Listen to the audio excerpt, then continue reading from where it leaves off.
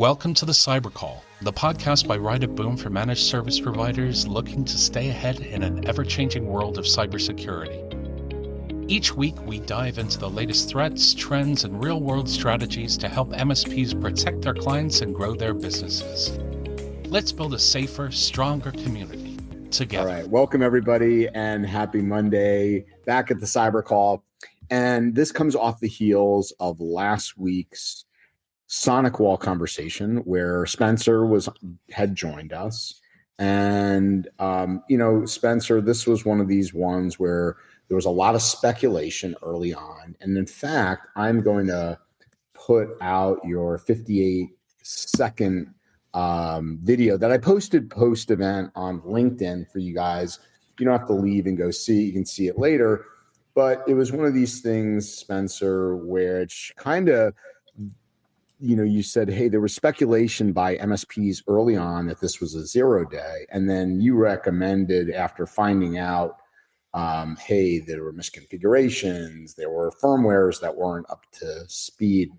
Be careful on speculating anytime you're involved in an incident. Some of the other things you mentioned during our conversation were MSAs or lack or no MSAs that you found out in some of the incidents you were working with, which led me to, even though we've, had Eric on many times, we've talked MSAs and scopes of work many, many times.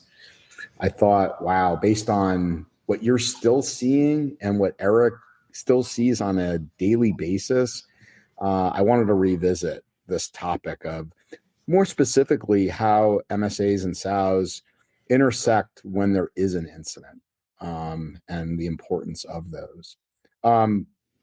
Just a few other things.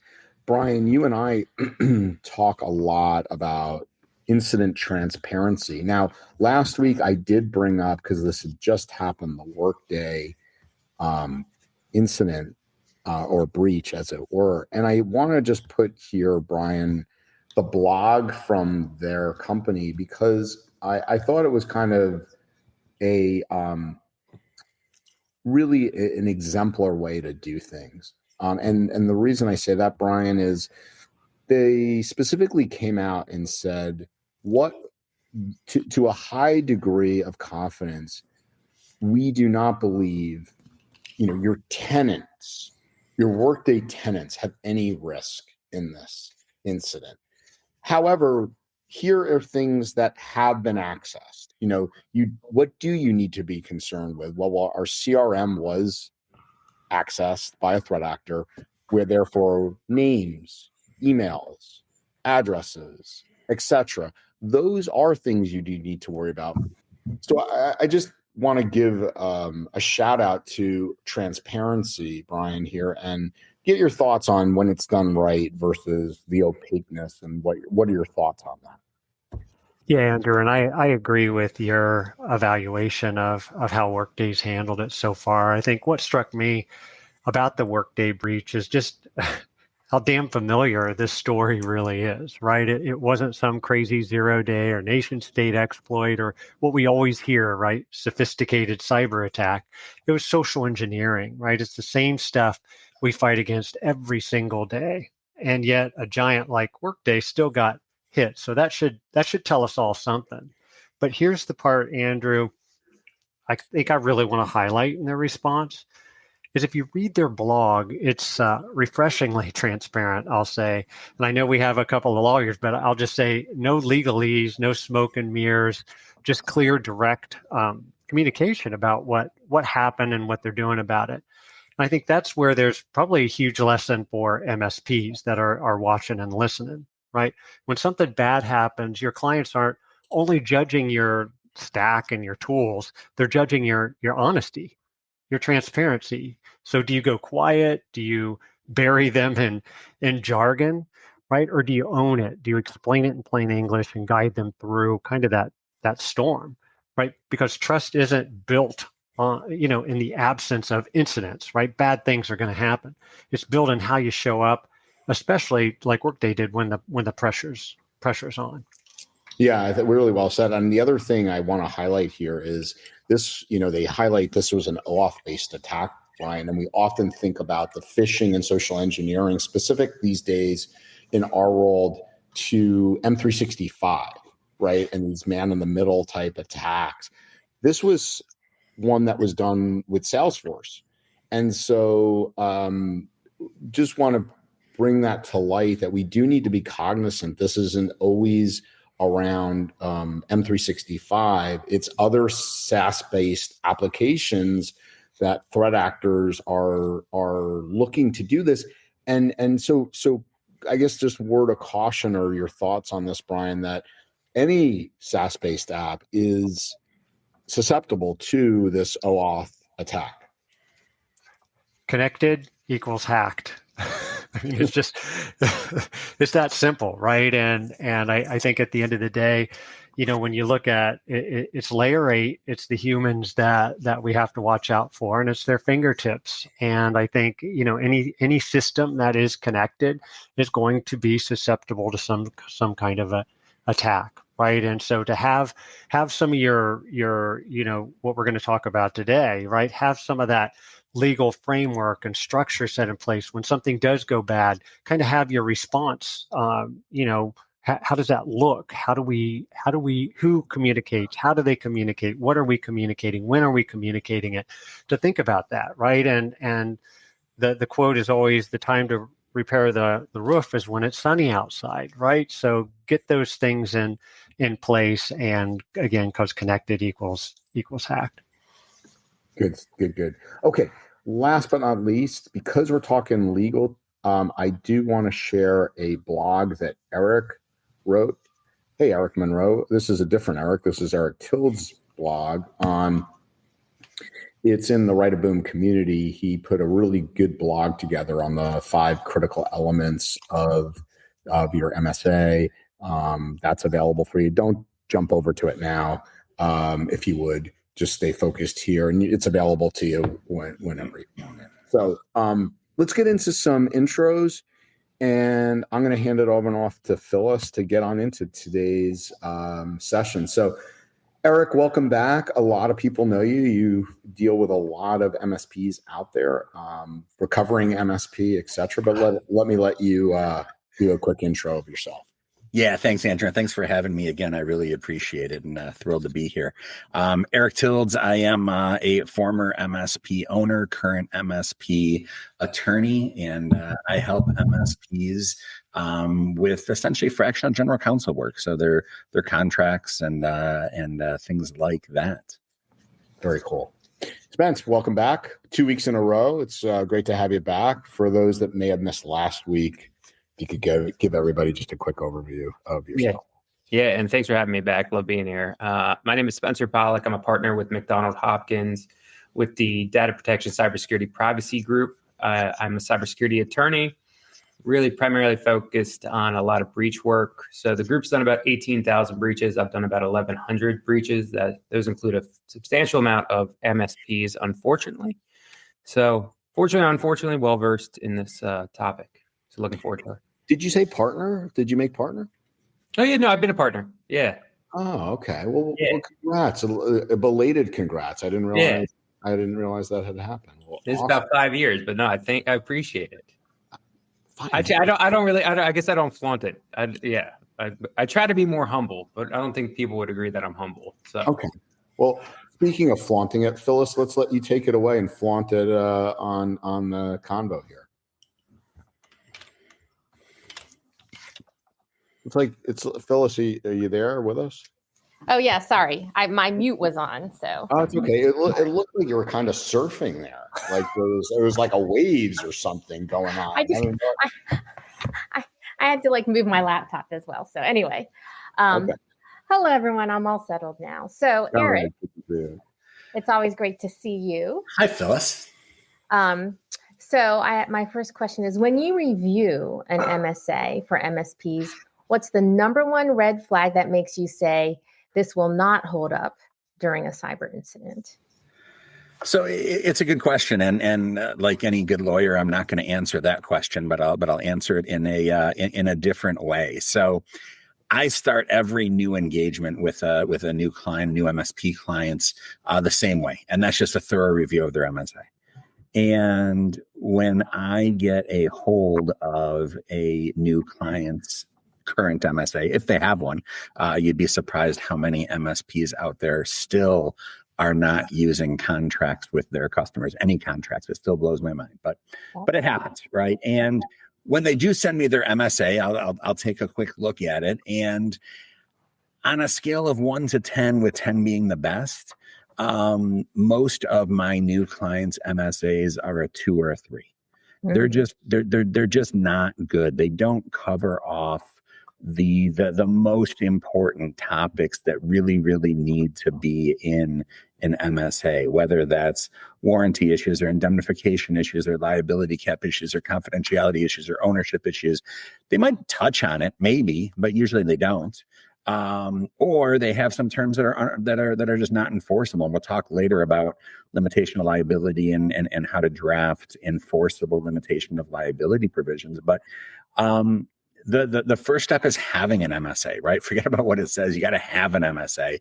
Once you have an MSA, then we just tailor it down to the things that will hopefully protect or help protect an MSP in the event that their customer suffers a security incident. And it's always the combination and sort of putting the pieces together between the MSA and the statement of work itself, right? The MSA in and of itself isn't going to protect you. The statement of work in and of itself isn't going to protect you, but together the two documents should provide appropriate protection. Interesting. So you said tailor down the document. So that leads into my next question is like, what's the danger of a cookie cutter MSA that's not specific to an MSP's business? And I have an additional follow on. Is it like, could you also cover, is it, unique to every MSP? So region and who you have your customer base is and all of that. Yeah. So, if you look at if you take an MSA from a really high level, a lot of it doesn't need to be customized to your business. There is a lot of boilerplate that shows up in an MSA, right? The problem is that it's not 100% boilerplate. It's 60-65% boilerplate, which means that it's 35 or 40% tailored to what it is that the MSP does and how they do it and what their risk tolerance is and what their risk profile is. And there's a lot of, in addition to the boilerplate, a lot of customization to it. So if you're an MSP out there and you're using an MSA, great. That's half the battle. The other half of the battle is making sure that MSA is tailored to your business. So you always have to consider the source of your MSA. Where did it come from? Did it come from someone in your peer group? Did it come from one of the online sources, whether it's TechTribe or an insurance company? Did you just Google it, right? And kind of put it together on your own? So consider the source of where it came from. Consider whether you had an attorney who specializes in this space review it for you in the past 2 or 3 years, right? You don't have to review it every month or every quarter, but make sure every year or so you're having someone take a look at it to make sure that it still makes sense, to make sure that it still fits your business, fits your risk profile, et cetera. Wait. Eric, so you mean I can't just use ChatGPT or download one and do a find and replace?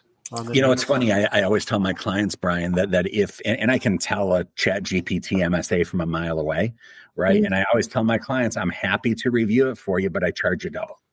If you put a ChatGPT document in front of me, I will charge you double to review it. And I'm upfront and honest about it, but yeah, ChatGPT, it has its place. Drafting MSA is not its place. It's use it at your own risk. Is there any correlation? Oh, did you have no, go, Andrew. I can echo what Eric was going to say, but no, go first. I was just going to ask, Brian, I'm going to ask Eric this and then to you. Do you see any correlation, Eric, to more standardized MSAs and standardized policies? Like you see those kind of correlations, because I know that's something Brian talks about in the client. Oh, we just got a standard policy. And is there a correlation and a danger to those two things? or are they completely separate, part and parcel? I think they're separate. I don't see a correlation between MSAs and the policies. Brian obviously has a better opinion than I do about on the policy side and boilerplate policies versus customized policies, et cetera. But between the MSA and the policies, I don't see much of a correlation. The correlation I see is mindset, right? As an MSP, it's all just paperwork, right? And then also the similarities, I would say, is you mentioned, Eric, and I think it's spot on, right? Where tailoring and customization of a template is so important. And that's oftentimes when MSPs are doing policy development, they'll just do a find and replace on the name. And these policies actually create information security policies anyway, actually create a lot more risk for their clients because they have this 15 pages of shit that the client can't even begin to operationalize or do. They can't even resource the things that policy says, right? And so that creates oftentimes risk. And I think there is somewhat of a correlation in the mindset anyway, and the risk creation this can generate at times. So Spence, I saw you shake your head because this is an area that you probably see yes. on the post-event side of things. Do you start digging into policy? And if you do, as a breach attorney, what are some of the gotchas now for MSPs they need to be worried about? If a policy says, hey, well, we do all these things, and oh, by the way, you don't do these things. So that piggybacks what I was going to say with Eric, what Eric's comment was. And Eric made such a good comment being like, you need to be reviewing these yearly.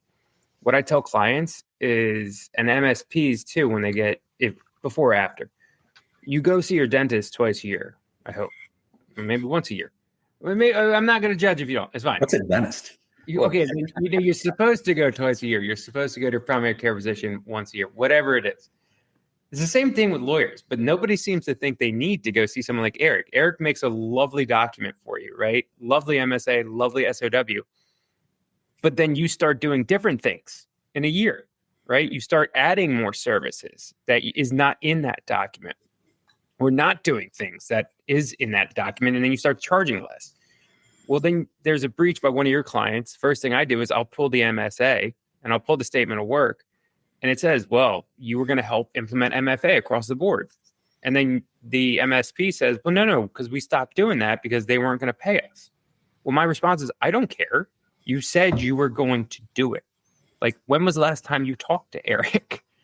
And so then Brian's point, these legal Zoom policies almost, where it's an incident response plan, it's written information security policy, whatever, MSA, SOW, and they have that in place, or they give it to their customers, and it's not being followed. If it's in writing, you need to follow it, and you need to be reviewing it yearly because naturally things change over a year. And I'm amazed when I see an MSA or an SOW from 5 years ago, because especially on the technology side, the MSP side, I'm like, you're going to get painted against the wall for this.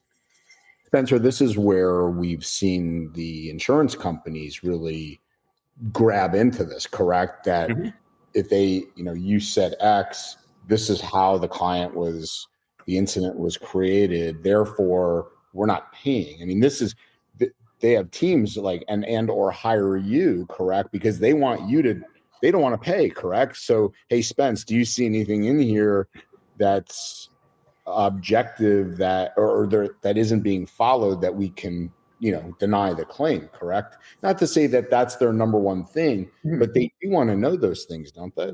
So we don't represent the insurance companies on subrogation, or very rarely, right? Or the coverage. We will help a client that doesn't have insurance, and then we get involved in something like that. I have seen insurance companies pull applications, especially on MSPs, where it says that you are responsible, you make a representation that all your customers have EDR, or all your customers have MFA, and that they're enforcing it. And then it comes out that they don't. Well, that's when they get into a huge fight with the insurance company. Because once again, if you're making a material representation of something, you need to be making sure it's followed. And your downstream customers, it becomes pretty hard. But that's where they were getting, huge cuts in their premiums and these really good policies. But you have to understand, if it's in your application that you said you did it and you didn't do it, naturally, look, think about it from an insurance company perspective. They're doing this all off of risk. So if you're saying that we're doing this for your customer and you haven't, then they haven't taken that into account on their risk. So now they're more financially exposed. So you've now put them in a position where they're like, well, why would we pay you if you weren't then doing the things you said you were doing, which then put us at a more risk? And once again, we don't represent insurance companies. They'll send, if you have insurance, they send you to us to represent them when represent you in a breach, not the company. All right, fair enough. So, Eric, we're talking about, really these MSAs here to protect MSPs and limiting their liability or an MSP's liability. And maybe, in your opinion, is this perhaps the most critical protective measure an MSP's MSA can have? And maybe share a little bit in more detail. What is it and why is it misunderstood? Yeah, so that's a great question. And I agree with you. I think it is, at least in an MSA, probably the most important clause in there. And, it's based on several hundred years of contract law that say, look, as long as there's a contract for it, a vendor is allowed to limit their liability to the customer, meaning that a vendor does not have to bet their business every time they go out and perform services for a customer, because depending on how the limitation of liability clause is drafted, they could in theory go out and cause $1 million worth of damage, but only be on the hook for 100,000, right? And hopefully if they are on the hook for 100,000, it's an insured or insurable risk.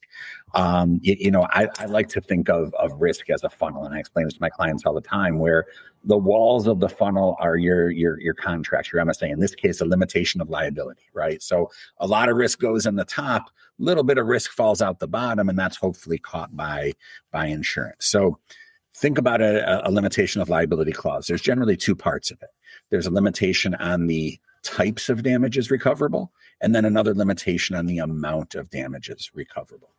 And this usually shows up in big bold letters or all caps letters on a contract, because the courts say that these clauses and some others have to be what they call conspicuous, meaning you can't bury these clauses in the fine print of a contract. But as long as it stands out, then you're going to limit your types of damages, meaning you're only going to be on the hook for direct damages that were approximately caused and reasonably foreseeable by your acts and omissions. You're not going to be on the hook for indirect damages and special damages and consequential damages and lost profits and lost goodwill and lost revenue. None of that stuff, only direct damages. And then that leads to the second part of your limitation of liability clause. Hopefully you have both parts. And that is the limitation on the amount of damages recoverable. So if you look at the amount of damages recoverable, okay, you're on the hook for direct damages. Things may have gone horribly wrong, and now your customer has suffered some harm. So how much can they recover from their customer?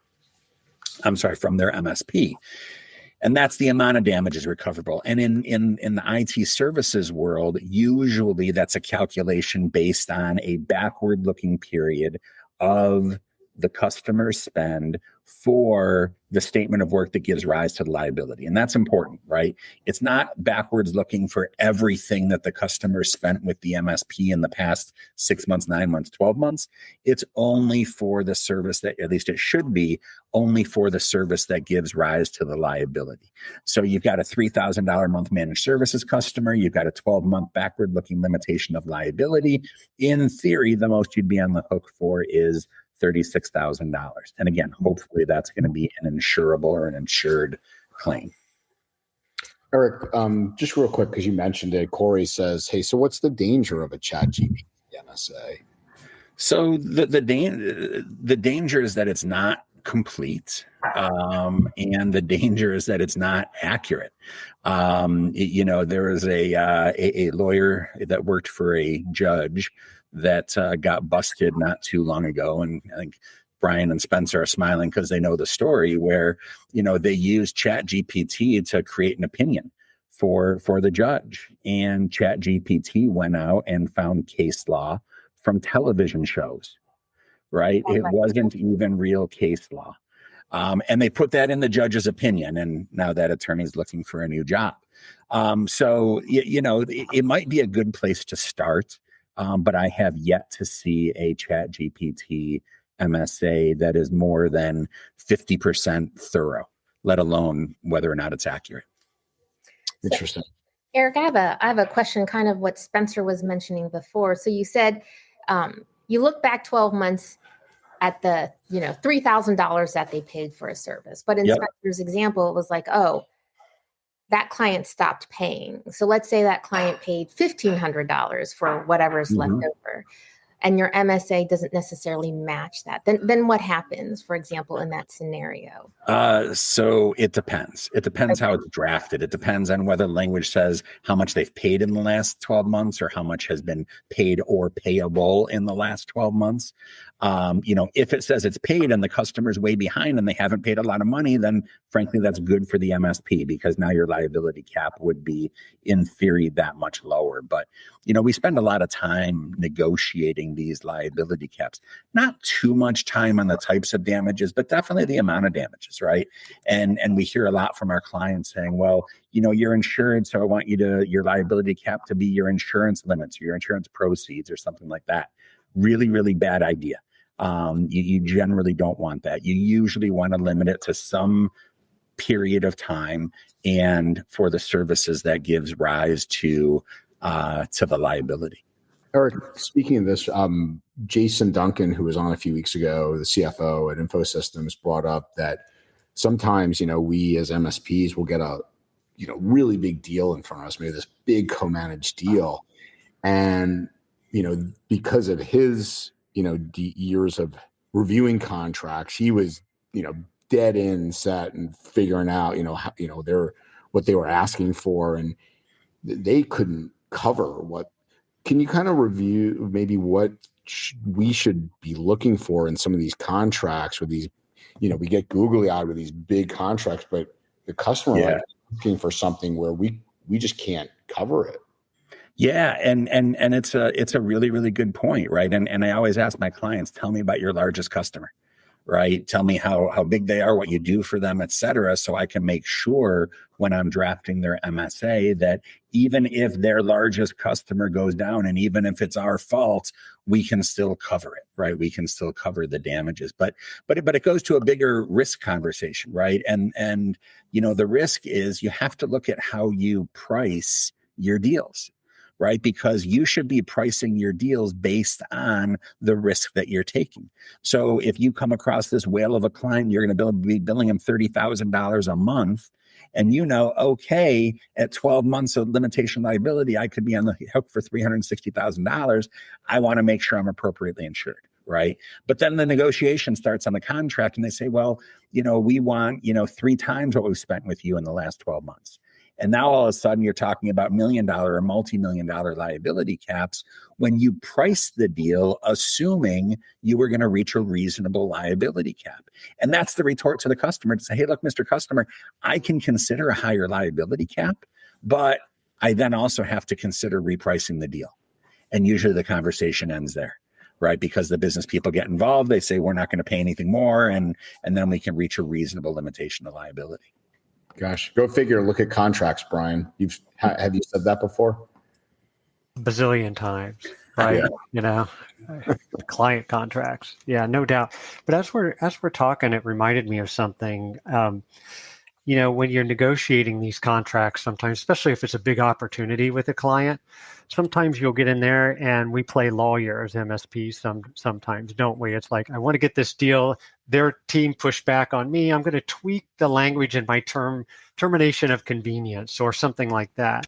And then what happens over time is this is why the annual review, probably another good reason for it, is other people on your team are negotiating things. The versioning gets out of whack, and suddenly the thing you did a special revision or a negotiation for a client 6 months ago has become the new template everywhere, right? And so how do we maintain versions and what's the best way to kind of do that? Because we all love to sell stuff. And when it comes to negotiating contracts, sometimes I've seen MSPs playing lawyer, right? Getting in there and changing some of their MSA language to get it over the finish line. So what do you recommend in terms of negotiating those things and making sure we've got the right versions in play? Yeah, so I'll tackle the negotiating things first, right? And I always recommend to my clients that if you've got a customer who's redlining an MSA, then reach out to me at least for a sanity check at the end, right?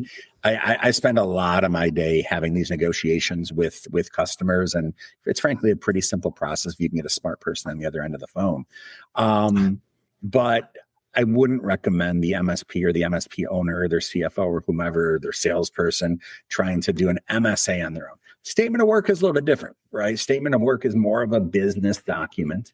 And if an MSP wants to negotiate some of the terms of that business document, fine, go ahead and do it. Now, there are some terms in a statement of work that you shouldn't be negotiating on your own, and I'm happy to do that for my clients. But for the most part, MSAs, talk to your lawyer. Statements of work, for the most part, you could probably handle mostly on your own, but not wholly on your own. And version control can get tricky, especially when so many MSPs are putting their MSAs online. Right.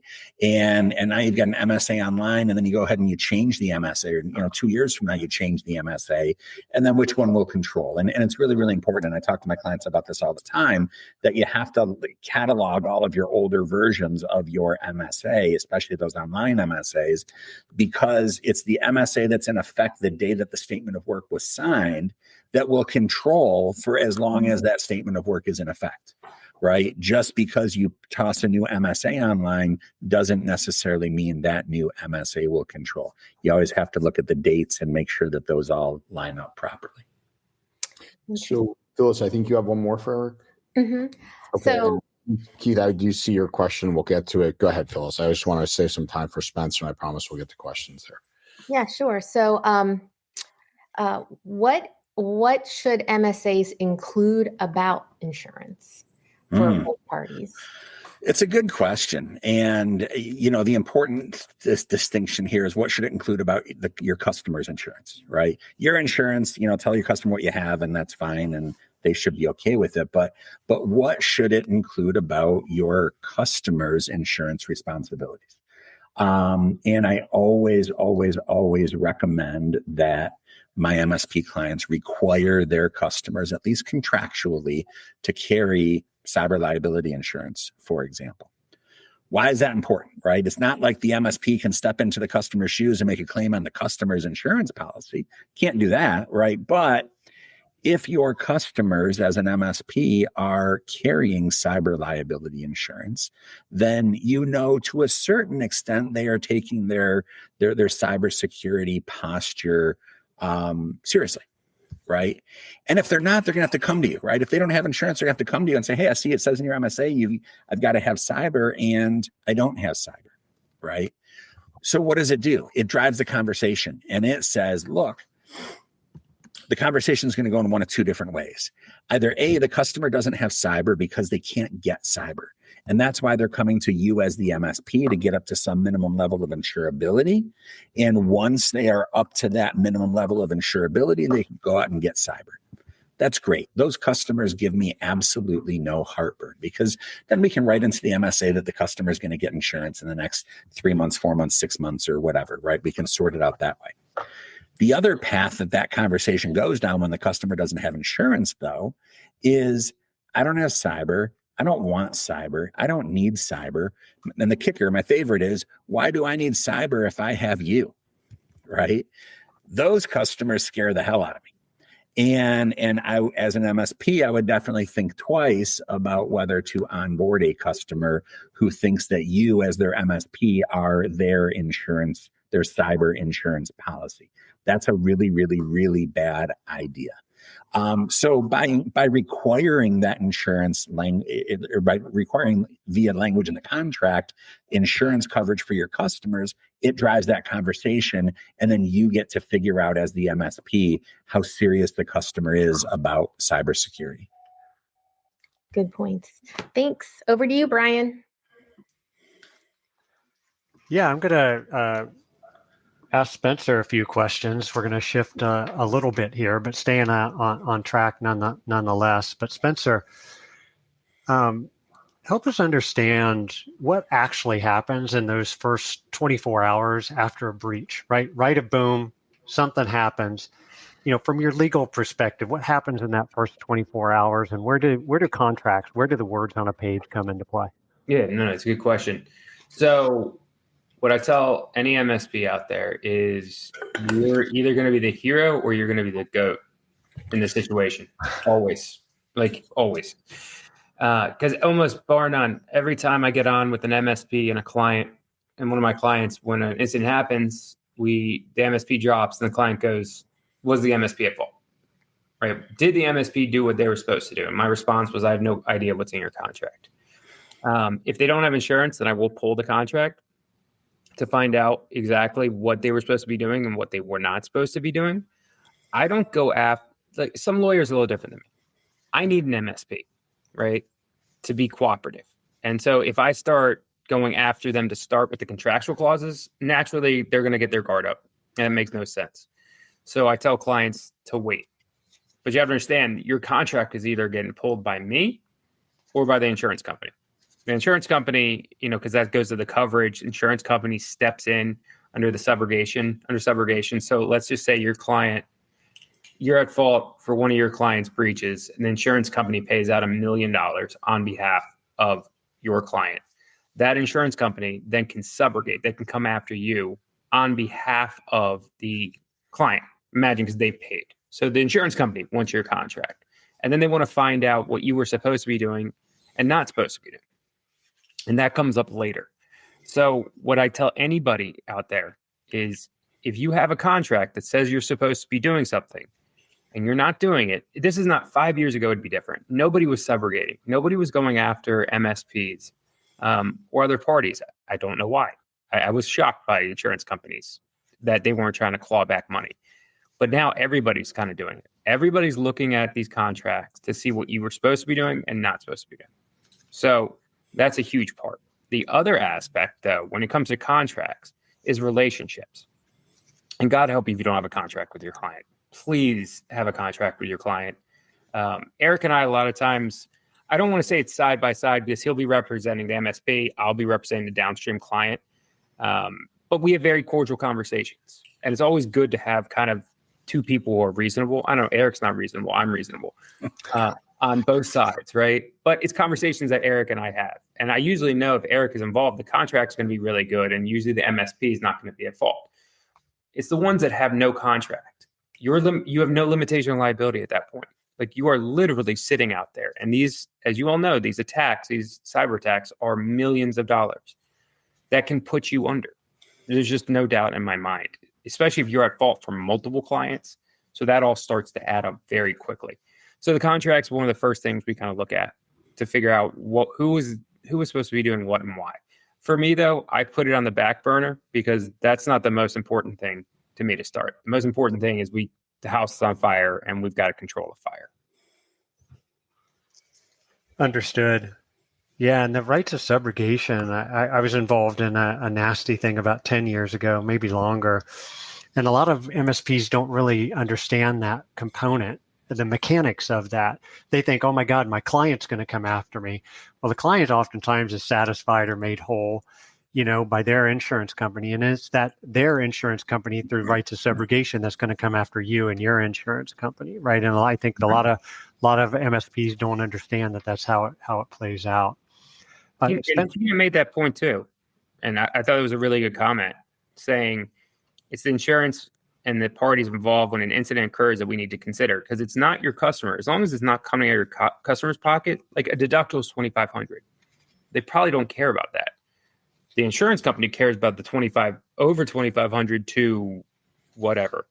If you don't have a limitation of liability clause in there, they will try to enforce that. I mean, even if you do, they're going to try to enforce it up to whatever that number is. But if you don't have that clause, you are very exposed at that point. And also just keep in mind, because I found out that a lot of MSPs don't understand this distinction between cyber liability and professional liability insurance, right?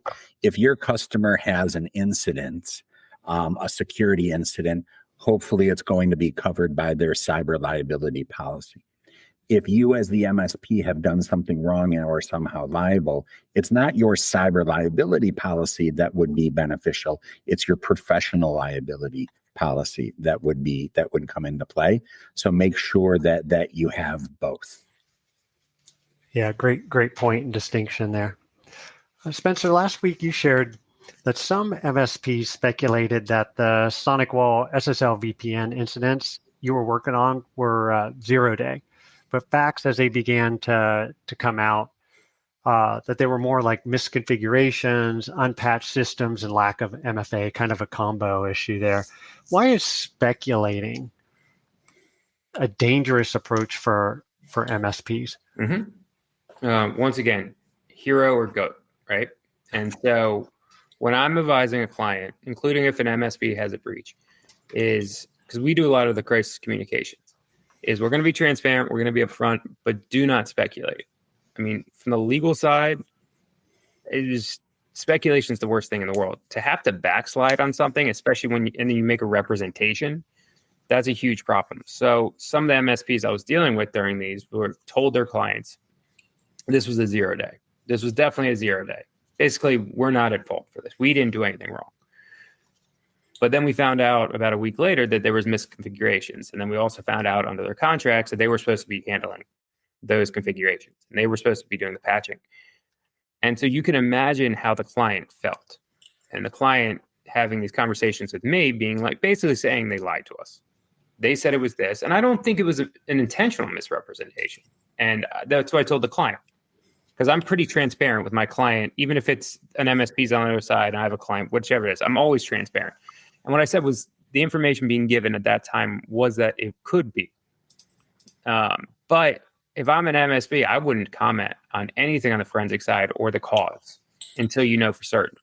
Because one, it's your reputation with your client and your customer. And if you start making these statements where it's, well, it was 0-day, it wasn't anything else.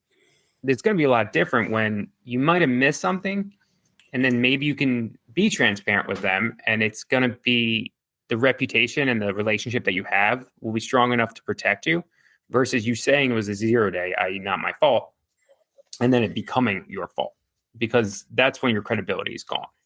Spencer, early on, we talked about the workday, transparency. If forensics or if you're clearly certain and you're working with a breach counsel and you guys, but it's one thing if there's agreement. Yep, facts show specifically this is what was access. Mm-hmm. Okay, then that again, and I would suggest dealing with an attorney and someone that is excellent at comms. But I think we're just talking about two different things. I just want to make sure those messages are clear for the MSPs involved. I mean, for the MSP, I really wouldn't comment on the forensic side of this. I really wouldn't, unless like it started with them. If it starts with them, it's different. Then I think you can start commenting after you know for certain. The problem is when you don't know for certain, you have to be just transparent and honest. You can't say it's something and then have to backslide. Totally get it. No, I'm saying just to be clear to everybody, because we were saying about upfront, in the case of Workday, it was their environment. They knew what was accessed. That's one thing. This is somebody else's environment versus speculation. Yes. Well, so you're saying if it's your environment, then if it's your environment and you know the situation and you can, it's been clear that this information was accessed and you want to be able to clear with your clients. Yeah. That's a different story is what I'm saying. Yes. Just make sure you're certain, right? Yeah. Because once again, what I tell clients is if we go out and tell them it was only, let's just say Workday. If Workday comes out in 2 weeks and has to backslide and say, actually, it was sensitive information, actually, it was tenants, that's going to look pretty bad. I think that happened with Change Healthcare, I believe, where they came out. Yeah, exactly. Where they came out, and when you say, "Oh, it was only this," what I tell clients is like, we need to be sure because if not, and we backslide, that's a huge problem. Beyond the liability, you're going to be liable one way or the other. It's reputational. Okay. But I'm okay going out. We always go out to customers. When I have either an MSP or I have a vendor that's got downstream clients, customers, we always go out when we know. But until we know, to Brian's point, it's going to read a little legalese. But what I tell clients, I'm protecting your reputation because you don't know yet. You just don't. So that's a really big point to me. Okay. Good deal. Phil, Brian. Yeah, and that's tough, though, the balancing act between wanting to be transparent and getting the information out there, but you still don't know a whole lot. And I know, as CISO, over the years, you're under a lot of pressure, right, to find root cause and determine what's going on. And you have clients that need to know what's going on and what's happening next. And it's a really tough balancing act when you operationalize some of these responses on how do I be accurate and representative, but it's don't scare people, and I still don't know a lot. And I think, what I've leaned into on the CISO side is really just being transparent what I'm doing, right? What do I have control over and what am I doing? Mm-hmm. And then the other stuff is I don't know. We don't know yet, right? Yeah. People don't like to hear that, but it is representative of what's going on. That's fine. where I think you can be transparent. Yeah, this is what we've done. Like, we've retained people, we've secured the environment, we've taken the environment offline. We're working to get back online. We're working to figure out what information was impacted. Once we know, we will update you accordingly. I mean, those are all facts, right? So I agree with Brian completely on that. Because CISOs are put in a really tough position to try to figure things out quickly. But I wish I could flip a light switch on and know immediately, because it would be very easy. But you just need to know. And I agree. You go out, you present what you have, and then you update accordingly as you move forward. Yeah. Yeah. And so Spencer, in a breach, right, a boom, in a breach, what matters more? Is it we've talked a lot about MSAs and contracts and is it the words on paper or actions taken in practice, the things that are done? Both. I mean, that's such a lawyer answer, but both, right? Because you need to have it on paper, but then the actions you take also need to mimic what's on paper. Because if your SOW says that you're going to give after-hour support or that you're going to provide on-site support, whatever it is, and then you don't do it, that's a huge problem. And then also, if you're then doing it, you might not get paid for it, because under your SOW, then it might not cover it, right? So unfortunately, it's kind of both as well. Say what you do and do what you say, kind of thing. Yeah, exactly. Now, if you have it on paper, once again, I'll keep going back to limitation of liability. If you have that in your contract, that's going to really protect you in terms of the actions you're taking during a breach. Because a lot of times your clients will be pushing you to do things, and then let's just say you don't give them the advice, the proper advice. And we can talk about that a little later. And then you do it, and it exacerbates the problem. Then they're going to come back after you for the exacerbation of the problem. But you have that limitation of liability clause, then you're capped out about what you can be liable for. Well, Spencer, in that spirit, can you share a case kind of where an MSP thought their insurance would step up and cover them, but their contract language actually undermined the claim? Yes, I have one stark one. And this goes back to what Andrew was asking earlier. In their contract, it basically said that they were getting an insurance policy, but they were going to be handling the MFA and ensuring that MFA was implemented across the board with their customers, downstream customers. And it wasn't. So then there was a third-party claim that came back against them for the breach of their customer. And the insurance company turned around and said, wait, you were supposed to make sure that the MFA was being rolled out. You didn't roll out the MFA. Why in God's name would we cover you now for being sued for that? Because once again, it goes back to the insurance company is insuring you for the risk that you've presented. If you're not presenting the risk that is correct, then it's hard for me to kind of disagree. Now, the facts behind it, there's a lot of murkiness. I don't get in the middle of it. But what I'll tell anybody is, like, if you are representing you do something to an insurance company to get that insurance, make sure you're doing it. And if they then challenge you, make sure you get a really good coverage attorney. Don't try to fight them yourself. Pay the money for a coverage attorney, right? Call someone like Eric to jump in to help you with the contract, with the application. But that was one of the more stark ones that I saw happen. Spence, a few quick questions. I don't know if you or Eric can answer this, but I don't know, ask Todd's and then Keith's. But Todd says, we see these warranties. Have you dealt with those at all during an incident? So during an incident, I've seen them click in, but Spencer yet, so versus you need to make sure. So yes, I've seen a lot of these warranties start coming up more for the coverage aspect, but I've also seen MSPs not follow kind of the four corners of what you need to be following with the warranty. So then the warranty doesn't kick in. So then it goes to the insurance side. I think the warranties are really good out there, but you got, I'm not going to comment on who's good and who's bad. I try not to weigh in on that.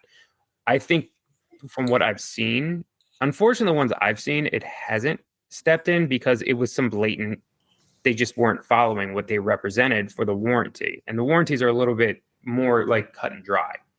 And Eric can probably talk about that more in depth. But so when I saw it, I was like, okay, I get why it's now in the insurance category, why it got moved to the cyber side. Any comments you can make about these, Eric, that we're starting to see more of? Yeah, I haven't seen them come into play during an incident itself. I have looked into them a lot. I think that they're maturing a little bit. The warranties that were out there a few years ago, in my opinion, weren't great. The warranties that are out there now, particularly some of the changes that they're making, I think are getting better, right? I think it's a question of how do the warranties and insurance play together? Because I don't think that either one on its own covers the entire spectrum of risk, but together they might. It's interesting, right? Yeah, go. Are we talking about warranties? And I'm a little confused. Sorry. Warranties like the Arctic Wolfs of the world that offer $1 million if you use their SOC Platinum and you get breached. Okay. Yeah, Arctic Wolf and Cork and those kind of. Okay. Yeah. It's interesting. Eric, in the years I've seen these, and they started out with some of the bigger EDR providers. If there's ever an incident with our EDR in place, we'll pay $1 million. I've never seen them get used.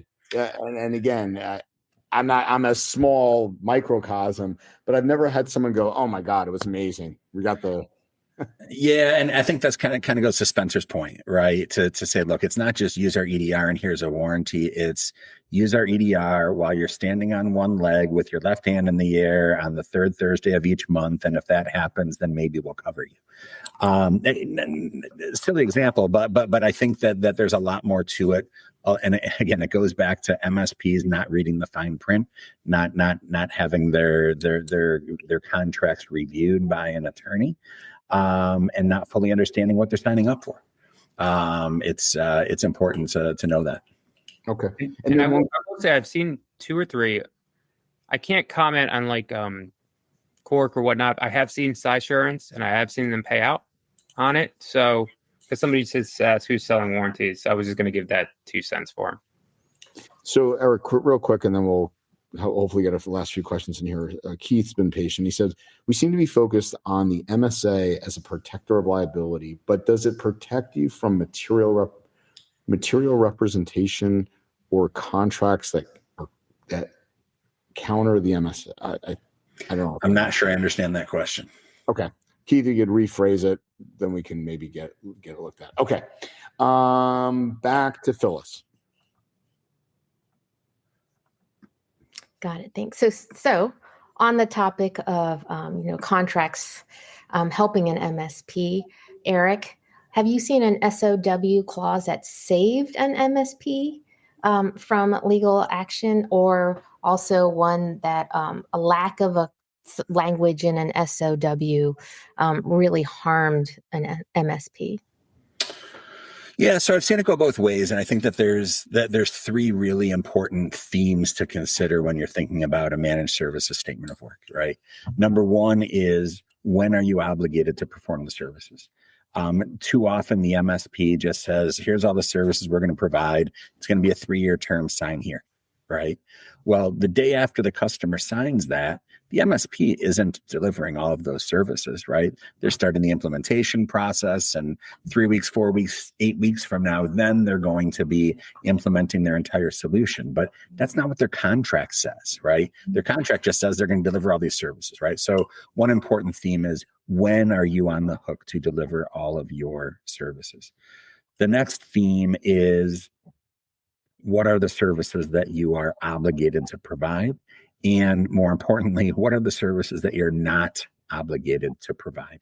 And be specific, right? A bullet pointed list of, we're going to do RMM and manage your backups and provide security awareness training, EDR and all that stuff.